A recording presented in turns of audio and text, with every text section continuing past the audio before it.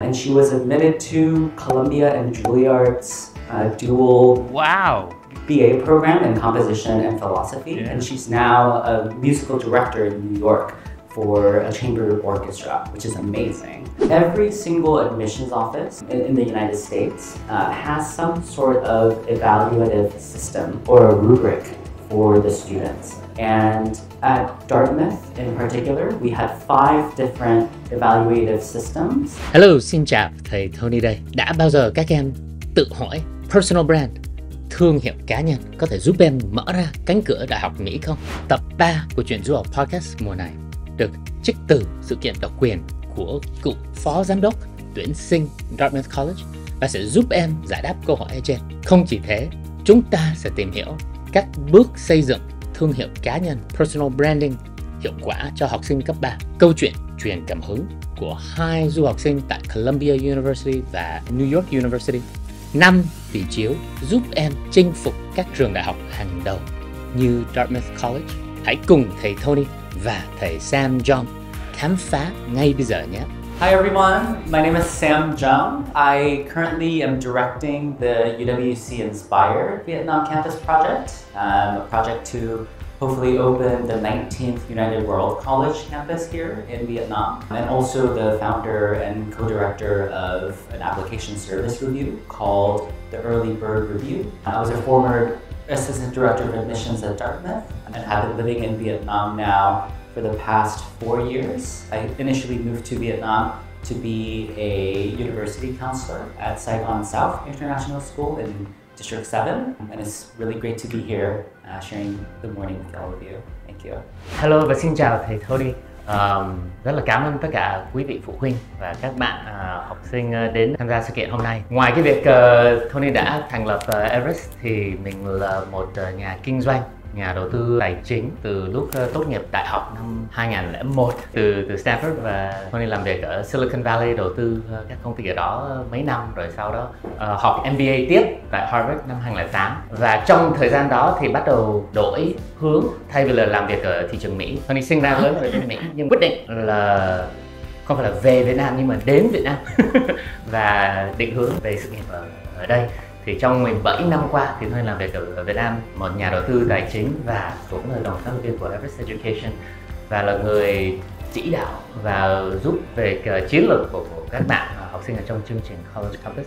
Yeah, to kick off the first part of today's program, the first question I'd like to ask you guys is how would you define the concept of personal branding, and how does your own personal brand play a role in your professional career? So I've been thinking about personal branding and how to think about it from the perspective of a high school student. This was my first time really having to put in thought into, what does personal branding mean and how do we grasp that as an idea? And I was thinking about sort of if you are a chef of a restaurant, and if you were creating a menu, let's say it is pick a cuisine. It could be an Indian restaurant, it could be a Japanese restaurant. When you're curating the recipes, you're thinking about, as a chef, what sort of ingredients make sense to put into all of the dishes that are going into this very special menu that we're creating for the audience.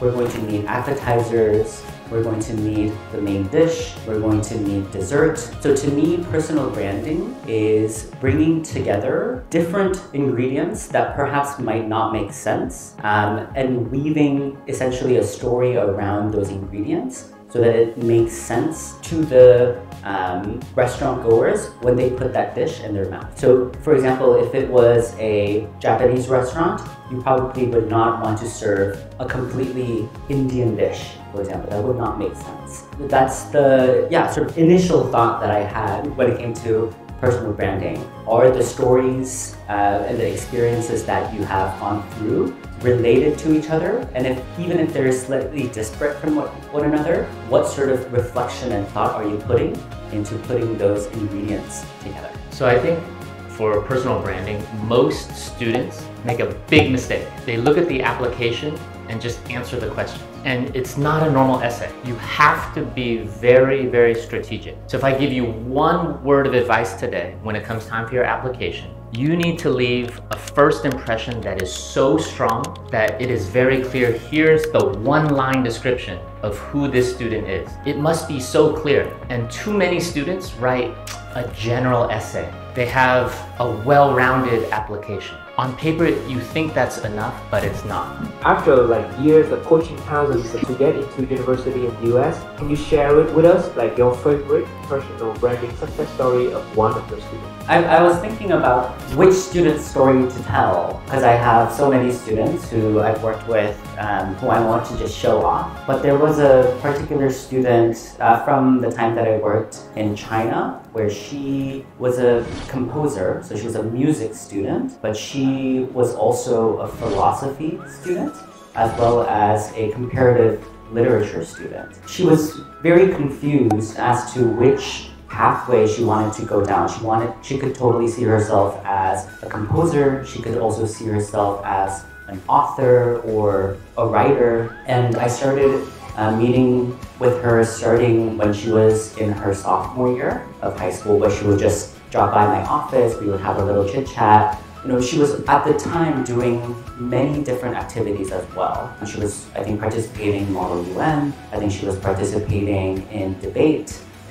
She was playing different sports. And she was the type of student who wanted to do everything really well. And for the most part, I think she was able to, she was a very talented and smart student. I recommended her as she was starting the IB just because it can be very academically rigorous and intense, that instead of having a breadth of activities, that she should probably focus on 2 or 3 activities that she really cared about and just go deep into it, whether it was research, whether it was writing, whether it was composition. Yeah, she really, I would say one of the most important things about personal branding, if we go back to the topic, is having time to sit down and reflect on why the things that you care about matter to you. At the end of the day, you are painting a story about these really important topics. And my student, she sat and essentially made a list of how philosophy, music, composition, and literature were all sort of connected to each other. So everything that she did from that point on, whether it was writing her blog or everything that she did, combined those 3 elements together. And she was admitted to Columbia and Juilliard's dual BA program in composition and philosophy, and she's now a musical director in New York for a chamber orchestra, which is amazing. That's awesome. Yeah, I'm really, really proud of this student. I'd like to tell the story of Lucas Foucan. He is just starting, he just flew the other day to New York to start studying at New York University Stern School of Business, which is one of the most competitive business programs to get into in the world. And we worked with him since Lucas was in 9th grade. And it's actually a little bit different than Sam's story. So Lucas, when we started working with him, he was the idealistic artist. If I had the one-liner for him, it was like, he thought he wanted to be a painter or fashion designer. After working with us for 3 months, Lucas came and said, "Thầy ơi, chắc là làm công việc nghệ thuật này hơi khó để kiếm tiền, nhưng mà con rất là đam mê tiền." He wanted to be a millionaire or billionaire, and he's like, oh, I think it's too hard to be an artist to get there. The next 3 months, we helped him learn more about business, specifically finance, investment banking and investments, and management consulting. And so then he met some of the young professionals who are now working at BCG, at McKinsey, and learning about their life. And he's like, wow, this is really interesting, but it's too hard. It's too much work. I don't want to work 100 hours a week and sleep under my desk. So 3 months later, he's now in 10th grade. Is there a way that I can combine business and fashion and art? And so he decided to start his own fashion business, right? Just an idea. Wrote a business plan, and then we kept pushing him, right? See how far he's willing to go. So we sent him a case study from Harvard Business School on Zara, on Louis Vuitton, and I could see his eyes light up, right? He loved it. Then we started talking about Shein, a company in China that's changing how fashion is happening. And he loved the debate of it, and he really geeking out, right? I love it when kids geek out in some area. And you could see Lucas really geek out in fashion business. Then he's like, I think I wanna go apply for Shark Tank. So he started his business. He found manufacturers in Taipei who agreed to help him make his product. He found a small team to help him do the website, the marketing, the distribution. He made one season, sold it out like that, and he's went on Shark Tank, and we coached him on how to pitch his business. He got funded on Shark Tank, 18 years old, and got funded. And now he's continuing that passion. He got accepted to NYU Stern. Actually, this is one of his bags from that first season.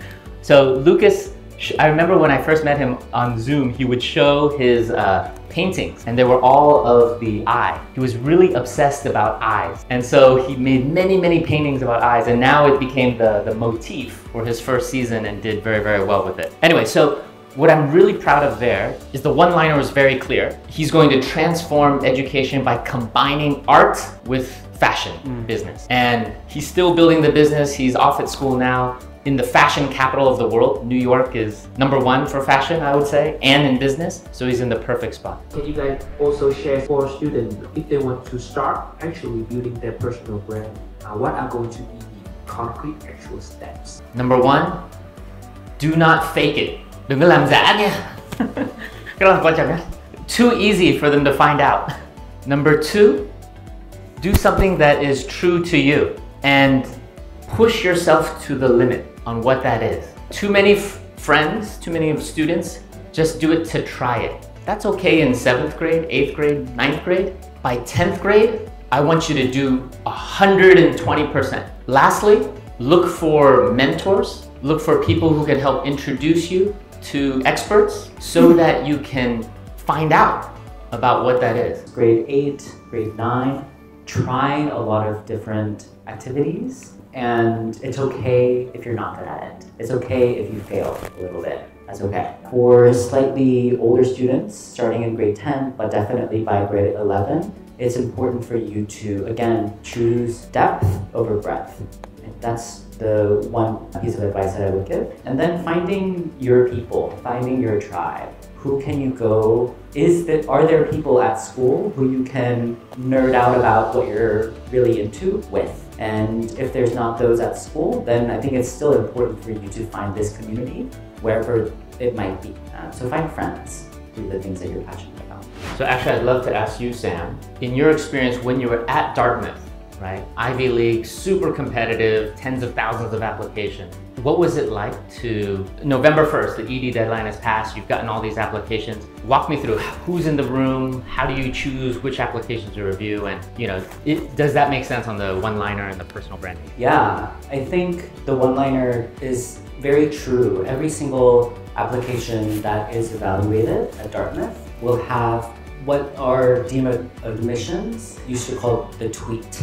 In a tweet, can you capture the overall sense of the application in 140 characters or less? And I would say the application review process at Dartmouth, but at many of the very selective US universities, is that it's a process that is argumentative, in that you have to argue the admissions for the students that you are presenting in front of the admissions committee. And as admissions officers, you don't have the opportunity to meet students in person, right? They have to come alive through the PDF file, right? And it's really up to the student to provide the argument for why they are competitive and why they deserve to be admitted. So the admissions officers will review the application probably in 10 to 12 minutes with a full write-up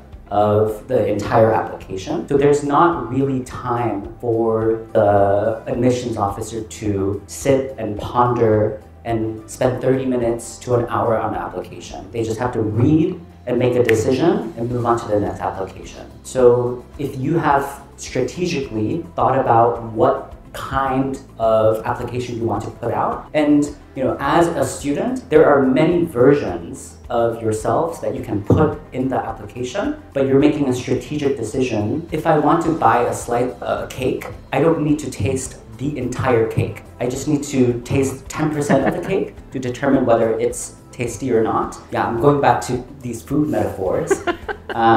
But this is essentially your strategic decision to say these are 2 or 3 qualities that really define me as an applicant, and here is the evidence as well as the argument behind my decision. And I think that's why personal branding could be very powerful in a college application.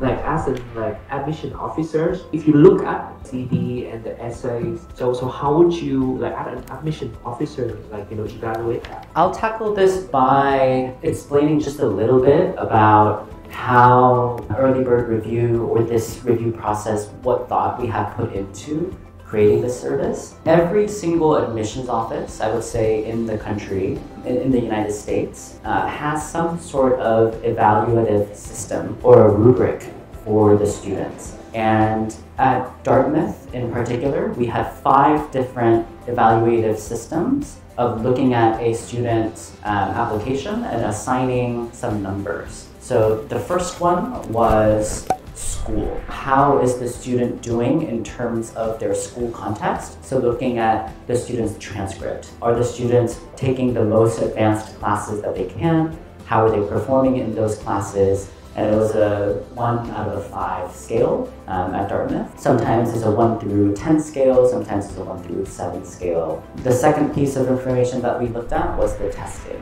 For international students, of course, TOEFL or IELTS or Duolingo scores are looked at, but also each of the sections of the SAT, the verbal and writing, as well as the math, another 1 to 5 points. And then the less, these were very number heavy, right?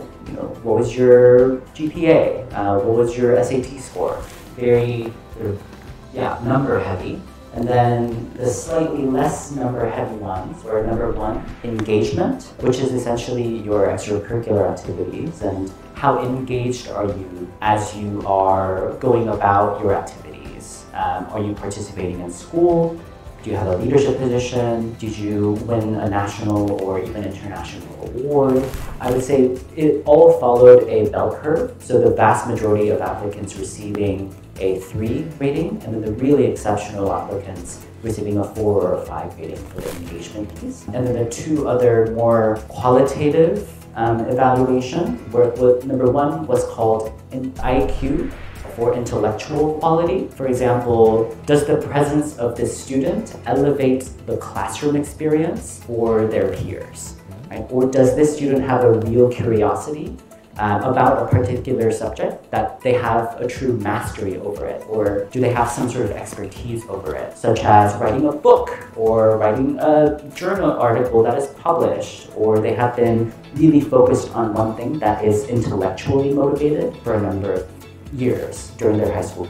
And then the personal quality, meaning what kind of a roommate or a friend or a community member will they be? How's their personality? Have they gone through any extenuating circumstances and come out strong? Are they inspiring? So another 1 through 5 scale. So that's the lens we're evaluating the full common application and the supplement or the early bird review. These are the qualities that we are thinking about.